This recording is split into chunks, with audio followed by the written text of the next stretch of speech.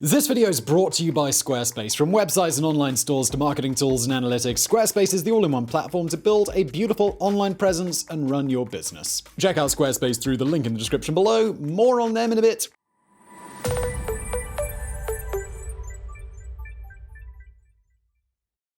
For hundreds of years, it stood as one of Indonesia's most awe-inspiring sights, a great volcano made of three peaks, towering high above the water, separating the islands of Sumatra and Java. Known as Krakatoa, it seemed to those who saw it as eternal as the moon or stars. Except, of course, it wasn't. At roughly 10 in the morning on August the 27th, 1883, Krakatoa exploded with 10,000 times the force of the Hiroshima bomb.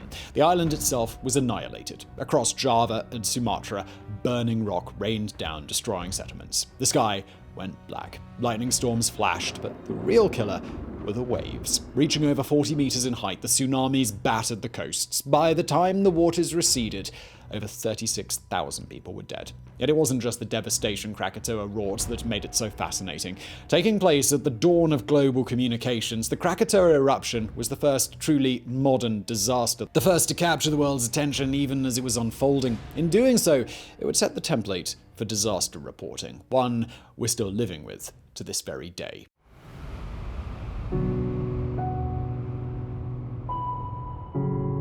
In the middle of the Sunda Strait in modern Indonesia, between the islands of Sumatra and Java, lies the still smouldering remains of a once great volcano. Known as Krakatoa, it once dominated the skyline, an 800-meter monster rising out of the waters. But it wouldn't be its height or location that made Krakatoa world famous. It would be what happens when it finally erupted. Although it ended with one hell of a bang, the story of Krakatoa started slowly when a volcano began to form on the seabed at some point in the last million years. For the region our story takes place in, this was far from unusual. Indonesia lies in something known as the Ring of Fire, a gigantic horseshoe of exploding death surrounding the Pacific, where nearly all of the world's great volcanoes are found. For this, you can thank plate tectonics, the constant crashing and grinding of vast bits of planetary crust deep below the Earth's surface. In Krakatoa's case, it sits atop the point where the gigantic Indo-Australian plate crashes into the even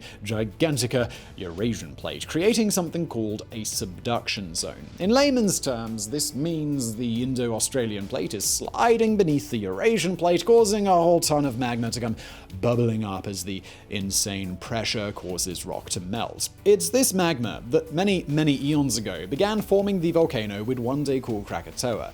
And it was a slow process. Krakatoa's base is 300 meters below sea level, meaning it took uncountable years for the growing volcano to even just peak above the waves. Even then, it suffered setbacks. Around 475 AD, this proto-Krakatoa quite literally blew its top, leaving a vast depression where there had once been a peak. These broken remains, in turn, grew into a new volcano, one with three separate cones, all varying in size and their comparative ability to, well, super kill you. The smallest but most active was Tambora, standing at around 221 meters. By comparison, the largest, Krakatoa, towered at nearly 800 meters above sea level. Between the two sat the Goldilocks of volcanic peaks, Danan, neither too big nor too small. Despite being active for its entire life, Krakatoa was quieter than its reputation today would suggest. The only recorded eruption came in 1680, and while it was big, it wasn't big. More of a "that's impressive," rather than a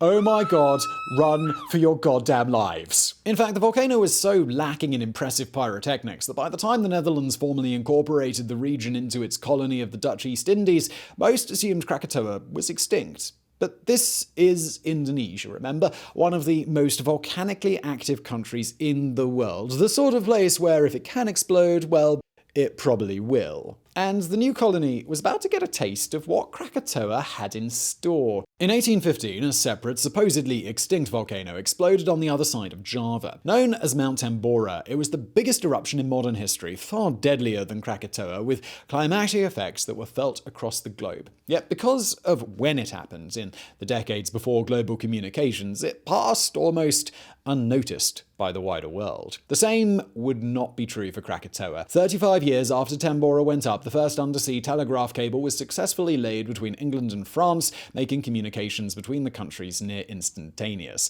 It was the dawn of a new, globally connected era. Over the next few decades, undersea telegraph cables would snake out across the world, connecting Western countries first to one another and then to their far-flung colonies. Suddenly, information that used to take weeks to arrive could be relayed in a handful of hours. Never before had the rest of the world felt closer than it did now. And that meant that when disaster struck, death and carnage happening on the other side of the planet would feel more personal than ever before. Now, if you want your new web project to feel more personal than ever, then of course you've got to get sorted out with our friends over at Squarespace. You know what's great about the summer? Holidays, vacation, time off, a little bit of R&R. It's the perfect time to spend lying on the beach or in the park, daydreaming about that next project that you want to start. Fortunately, Squarespace gives you every possible tool you might want to make your dream into a reality, whether it's a small business, a sports blog, a creative portfolio, or just a page full of dank memes. It does not matter. If you can dream it, you can build it with Squarespace. You're looking to get in and out quick without thinking too much about what your website should look like? Well, use one of their beautiful templates to make a website that's fresh and for you, like it's right out of the box. Or maybe you're more of a hands-on person and you've got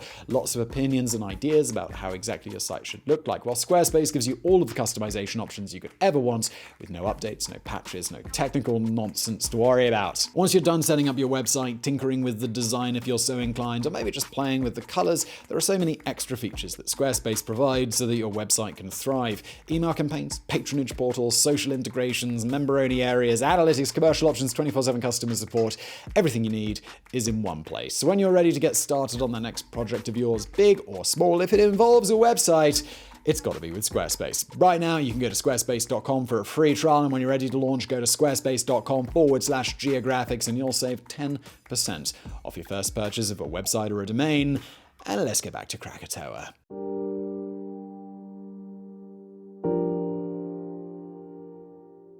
In May 1883, Krakatoa gave its first warning. Out of nowhere, a sudden rumbling started, a faint tremor that was just about noticeable. It was just there, on the edge of your hearing, persistent, ominous. Not long after, people on Java began to record hearing distant explosions. Sumatra followed shortly after. But it wasn't until a German warship passed through the Sunda Strait one morning that it became clear what was happening. A gigantic cloud of ash was rising high above the uninhabited Krakatoa Island. The volcano had, at long last, awoken. Over the next 2 months, sightseeing ships would take European colonists out close to the island to watch the sparks flickering and witness the ash clouds rising. For those who'd grown up in the Netherlands, England, or Germany, this was a spectacle beyond anything they'd ever imagined. Scientists launched expeditions, private boats headed out to take a closer look. But the Europeans weren't the only ones fascinated with the volcano. On the nearby shores of Sumatra and Java, locals took the eruption as a chance to celebrate. Festivals were held. Great religious parties took place. In short, everyone in the area treated Krakatoa's return to life not just as the geological equivalent of a fire alarm, but as a reason to not evacuate, to stay close and see what happened next. What did happen, of course, was the end of their little world. At 1 p.m. on August the 26th, the mother of all blasts rocked the Powhatan Peak. Debris shot 24 kilometers into the air, while the bang was heard hundreds of kilometers away. And this was just the beginning. Over the next 21 hours, a succession of explosions hit Krakatoa, varying in intensity, but all big enough to trigger spontaneous pants crapping in whoever heard them. Finally, at 6 a.m. on August 27, 1883, the volcano reached its terrifying climax. Over a few short hours, 4 explosions rang out, each bigger than the last. Finally, at just after 10 a.m., the volcano gave its final, loudest roar. The detonation that hit Krakatoa was simply beyond anything you could possibly imagine. The volcano went up with over 10,000 times the force of the Hiroshima bomb, hurling debris 80 kilometers into the sky. Burning hot pyroclastic flows swept across the island at 150 kilometers an hour. When they reached the seawater, they just kept right on rolling, obliterating nearby islands and anything in their path. Today, it's estimated some 4,500 people were killed as these jets of superheated gas shot out to distances of 65 kilometers. Yet this brutal death toll, over double that of Hurricane Katrina, would just be a tiny fraction of all of those killed in Krakatoa's chaos. As an ash cloud spread through the atmosphere, plunging parts of Sumatra and Java into days of darkness, and lightning flickered above the rim, burning chunks of rock rained down over hundreds of thousands of square kilometers.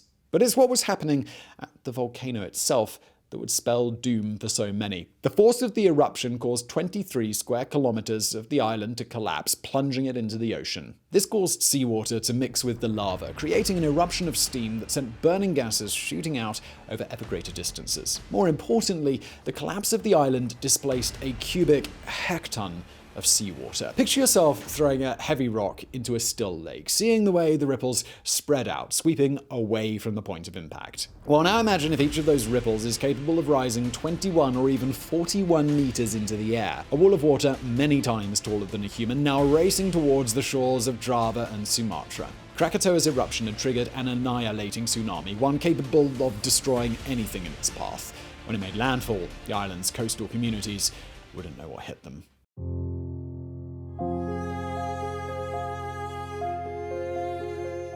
A common misconception about tsunamis is that they're all like that famous Japanese painting, a lone apocalyptic wave that rushes in and does its damage in a single strike. But the reality is more like a series of waves, a series of vast waves, the second, third, or even fourth of which may turn out to be the most destructive. It was this little-known factor that helped make Krakatoa so unbelievably deadly. The tsunami started, as you might expect, with one big wave battering the coasts. In Teluk Betong, it came careening in at a height of nearly 22 meters, washing away the entire town and killing somewhere in the region of 2,200 people. At Tangerang, the wave inundated surrounding farmland, drowning uncountable numbers of animals. But when it hit the port town of Merak, things were different. The wave came in, did a little damage, then retreated again. But rather than use this opportunity to flee, the townsfolk assumed they'd survived whatever catastrophe had just occurred, and that everything was fine. It was only when the second wave started barreling down the narrow bay, getting larger and larger and larger, that they discovered just how truly screwed they were. The second wave that swept into Merak reached a dizzying 40 meters in height, so tall that almost nothing could hope to survive. In the seconds before it hit, Merak was home to some 2,700 souls. By the time the wave had surged inland, its population had been reduced to 2. Everyone else, all 2,600 of them, drowned.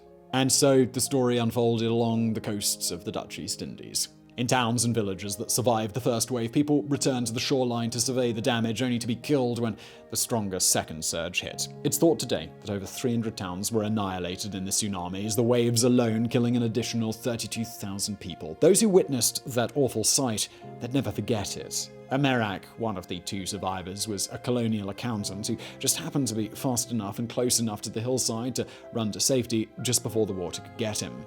In Angier, a Dutch pilot managed to grab hold of a palm tree and haul himself to safety, yet he would spend the rest of his life haunted by the images of his dead friends swept past on the unceasing current. However, not all survivor accounts were quite so grim. One German quarry manager swore blind he survived by leaping onto a crocodile's back and basically surfing it all the way to safety. No records exist as to whether this totally not made-up story ever successfully got him laid. Of course, Europeans were not the only ones to witness the Krakatoa disaster. The vast majority of eyewitnesses and the dead were locals. But this was colonial times. The newspapers were way more interested in dead and traumatized white people, so most non-European accounts were simply never recorded. By the time an hour had passed since Krakatoa exploded, muddy rain had begun to fall on Batavia, now Jakarta. An hour later, the tsunami at last came roaring in. While the city survived, over 1,000 boats were destroyed in the harbour. Some of them were carried far inland, becoming heavy wrecks abandoned in the jungle. By that night, the waves would have rushed into Calcutta, some 3,000 kilometers away, sinking riverboats and causing noticeable water level rises in South Africa's eastern ports. When the tsunami's effects at last died away, they'd been felt as far away as Hawaii. That's 11,000 kilometers away. But it wouldn't be the strange waves that first alerted the world to the eruption in Asia. No, it would be something even more darkly impressive, an area in which, to this date, Krakatoa has never been equaled: sound.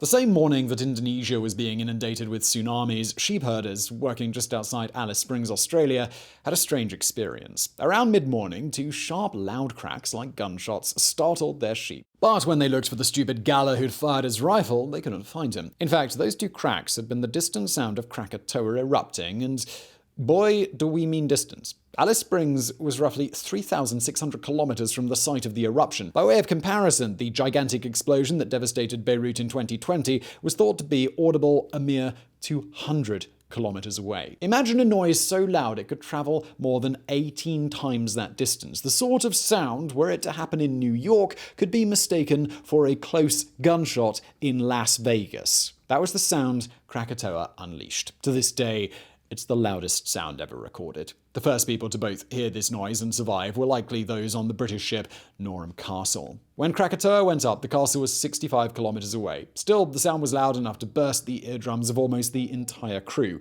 The captain recorded in his log, "I am convinced that the day of judgment has come." He was barely exaggerating. In this era, a whole ton of places around the world had barometers to monitor air pressure and hopefully thus predict storms. Since sound causes changes in air pressure, the Krakatoa eruption was noted and logged all over the planet using readings that we can easily convert to decibels to measure how loud it was. The conclusion?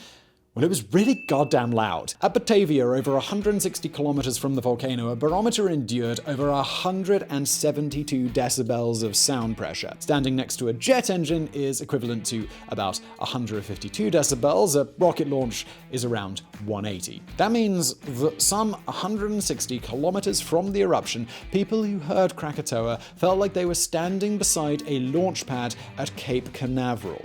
But it gets even crazier than that. In the Bay of Bengal, over 2,000 kilometers away, people thought artillery was firing just over the horizon. In Alice Springs, as we mentioned earlier, it sounded like extremely close rifle shots. When the sound wave reached Rodriguez Island near Mauritius, it was still loud enough for people to be like, "He's some damn idiot over the hill doing target practice?" Rodriguez Island is 5,000 kilometers from Krakatoa. Imagine something in Dublin exploding with enough force to be audible in New York City, or a blast in Bogota making people in Winnipeg go, "That was loud, eh?"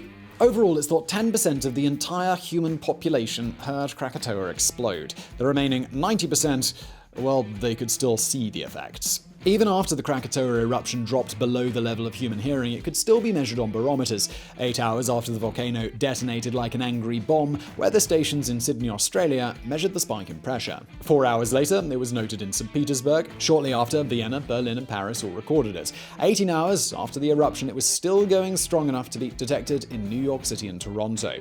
It would remain detectable for another 5 days. All the way to September 1st, 1883, global weather stations registered an observable spike every 34 hours. That means that the sound wave from Krakatoa ultimately circled the entire planet 4 times before fading away, leading scientists to christen it the Great Airwave. Incredible as it is to think about, though, it wouldn't just be air pressure from the volcano's megaboom that had noticeable global effects. Krakatoa, you see, was about to go viral Victorian style.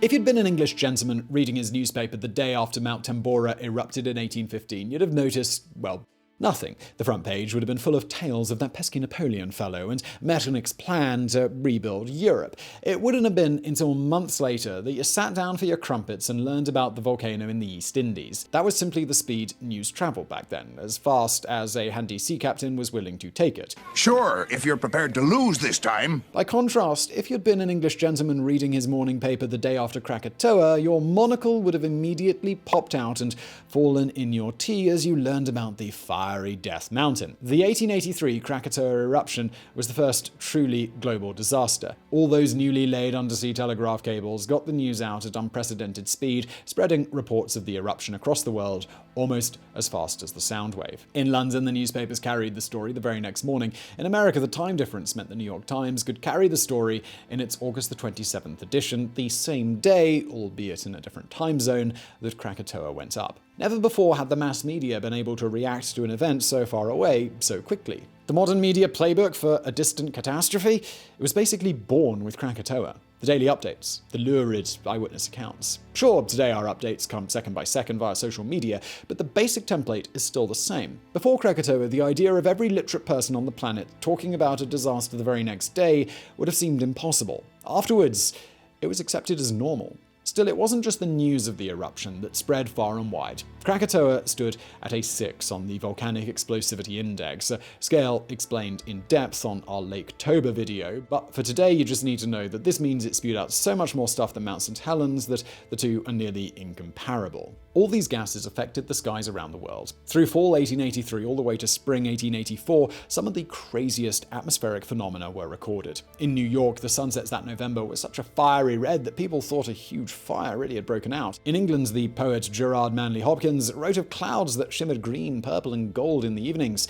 In Norway, the effects were perhaps even more dramatic. One November evening that year, 19-year-old Edward Munch was walking through what is now Oslo at sunset when, as he later wrote, all at once, the sky became blood red. Clouds like blood and tongues of fire hung above the blue-black Ford in the city. My friends went on, and I stood alone, trembling with anxiety.